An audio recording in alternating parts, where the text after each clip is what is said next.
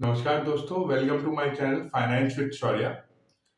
तो आज का टॉपिक है डिस्कशन का, जो कि है यूपीआई डेलीगेट पेमेंट्स, जो कि रिसेंटली हमारे आरबीआई गवर्नर शशिकांता दास ने दो नए इनिशिएटिव अनाउंस किए हैं, जो कि 8 अगस्त को अनाउंस हुए हैं मॉनेटरी पॉलिसी में। उसके ऊपर में हम लोग आज डिस्कस करेंगे क्या बेनिफिट्स हैं इस यूपीआई डेलीगेटेड पेमेंट सर्विसेज के और क्या चेंजेस हुआ है यूपीआई के इस सर्विसेज में। तो अगर आप मेरे चैनल पे पहली बार आए हैं तो please like and subscribe finance with Shaurya for more financial content like this. आपके एक सब्सक्राइब से आपको तो कुछ नहीं जाएगा, पर हमारी बहुत मदद हो जाएगी for making good content like this. तो चलिए चलते हैं क्या चेंजेस आया है। तो यूपीआई डेलीगेटेड पेमेंट्स में एक चीज हुआ है कि आपके फैमिली में अगर कोई सीनियर सिटीजन है या बच्चे जो 18 साल से कम उम्र के हैं, जिनके पास में आज के डेट में बैंक अकाउंट नहीं है और जो यूपीआई नहीं कर पाते हैं, पर उनको हमको यूपीआई की सुविधा देनी है।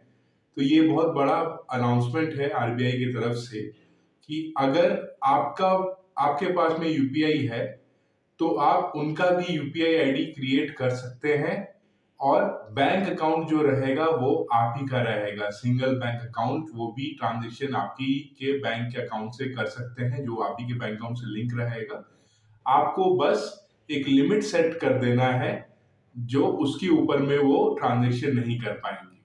तो मान लीजिए, अगर मैं एग्जांपल के तौर पे बोलना चाहूँ कि आपके बच्चे को आप पॉकेट मनी देते हैं, आप 2000 रुपए, और वो यूपीआई से ट्रांजेक्शन करना चाहता है, तो वो अपना यूपीआई आईडी बनाएगा, आप उसको ऑथराइज करेंगे, आपके बैंक अकाउंट से लिंक करेंगे और आप एक लिमिट सेट कर देंगे 2000 रुपए का, तो वो 2000 के ऊपर में ट्रांजेक्शन नहीं कर पाएगा। तो ये हुआ आपका डेलीगेटेड यूपीआई पेमेंट सर्विस जो आरबीआई गवर्नर ने अनाउंस किया है। ये जल्द ही लागू हो जाएगा। इससे क्या बेनिफिट है?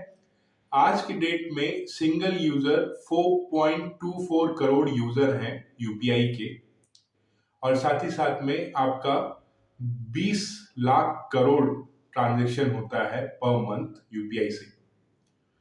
तो रूरल इंडिया में आपका एक परिवार के पास में एक ही बैंक अकाउंट है, तो दूसरे लोग यूपीआई का ट्रांजैक्शन नहीं कर सकते हैं, तो उसमें ये बहुत बड़ा बूस्ट होगा, जिससे एक परिवार में आपका एक ही बैंक अकाउंट है, उसमें 2 सदस्य हैं, 3 सदस्य हैं, तो वो लोग अपना यूपीआई अकाउंट बना के साथ में अपने अकाउंट को, बैंक अकाउंट को लिंक कर सकते हैं। अपना प्राइमरी बैंक अकाउंट एक ही बैंक अकाउंट होगा और उसमें लिमिट सेट करके ट्रांजैक्शन कर सकते हैं। दूसरा चेंजेस आया है इस यूपीआई के मेथड में कि अगर आप डायरेक्ट और इनडायरेक्ट टैक्स का पेमेंट करते हैं, तो आज के डेट में यूपीआई का जो लिमिट है वो है 1 लाख रुपए for a day transaction limit. वो आरबीआई ने इंक्रीज कर दिया है 5 लाख रुपए तक के लिए। तो अभी तक इसमें आपका क्या क्या चीज था?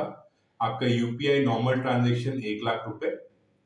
सेकेंड, आपका अगर 2 लाख का ट्रांजेक्शन आपका करना है तो उसमें सेगमेंट में आता था आपका कैपिटल मार्केट्स, आपका इंश्योरेंस का प्रीमियम आप 2 लाख तक पेमेंट कर सकते हैं, और 5 लाख का पेमेंट तक में आप पेमेंट कर सकते थे IPO, retail mutual funds, hospital या एजुकेशन इंस्टीट्यूट।